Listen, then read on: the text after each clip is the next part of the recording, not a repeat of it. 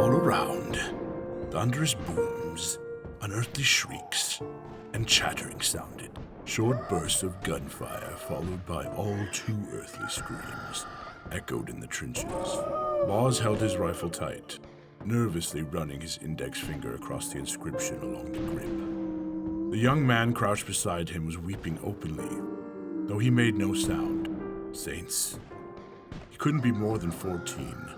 His soiled uniform hung loosely on his slight frame, and the rifle he held, the same standard Wolshan issue Boz carried, seemed like a massive cannon in his hands. Boz thought to say some words of comfort, but they died in his throat. There was no comfort at the front. Instead, he stood, taking his eyes from the boy and putting them down his sights. He fired a few shots at an approaching thing. It let out a warbling cry and fell, but kept squirming forward. Boz blinked his eyes once tightly and dropped into a crouch again. He tried to forget what he saw. It wasn't good to look at them for too long. The boy still wept silently. Boz tended to his rifle, reloading the spent rounds. He glanced at the younger man, once again foolishly thinking to console him somehow. Before he could put his thoughts into action, the dirt of the trench wall behind the boy burst. A long wet tendril of sinewy black muscle snaked from the wall. Boz had no time to react. The thing had already curled its way up the young private's leg and began constricting it before he could even cry out. He was crying out now, though, with vigor.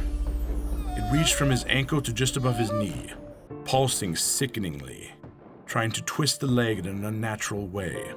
Boz came to his senses. He unsheathed his side sword and tried to hack at it, being careful not to hit the boy's leg. The strange black muscle fibers were too tough and spongy. The blade was useless. He fumbled for his pistol, drawing it, cocking the hammer, and pressing the barrel to the constrictor. He struggled to hold the leg steady as he pulled the trigger. This got the thing's attention. With a high whistling noise, it loosed its grip slightly, but in a flash of slick black, it cracked like a whip at Boz's hand, slapping the pistol away and breaking 3 of his fingers. Boz fell back, gripping his mangled digits. Satisfied, the thing redoubled its efforts on the younger man's leg. A dull pop came from the leg, and a fresh bout of screams from the boy. His adolescent voice cracked as he wailed. His leg was now twisted around so that his boot tip was where his heel should be. More wet cracks sounded that made Boz's stomach turn. And then, light, bright and pure light, shone into the dimness of the trench. Boz looked to the sky. He had to blink back tears of his own as warm, rhythmic gusts of wind blew against him.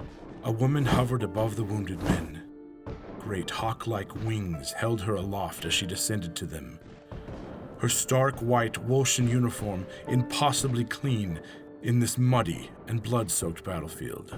She held a rifle much like theirs, though it had a large sword of a bayonet under its barrel that seemed to burn with the light of creation. Boz gaped, tears rolling down his dirty face. A saint's blessed Avalonier on the field, his field. All he could do was stare as she almost casually sunk the tip of her burning bayonet into the constrictor.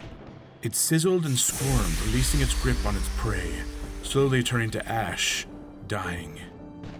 The boy promptly fainted. With a beat of her wings, the Avalonier brushed her feather tips across his unconscious face. He seemed to glow slightly, and his deformed leg began to right itself. Another beat, and feathers ran across Boz's face, soft as sable. His body warmed, his battle fatigue dissipated, and the fingers of his maimed hand were whole again. He flexed them in awe. The Avalonier flapped hard, beginning to rise. Boz staggered to his feet, reaching his formerly broken fingers up to her. She smiled at him as she ascended back into the cloudy gray sky. It was warm, kind but backed with righteous defiance. And he felt it, comfort, at the front.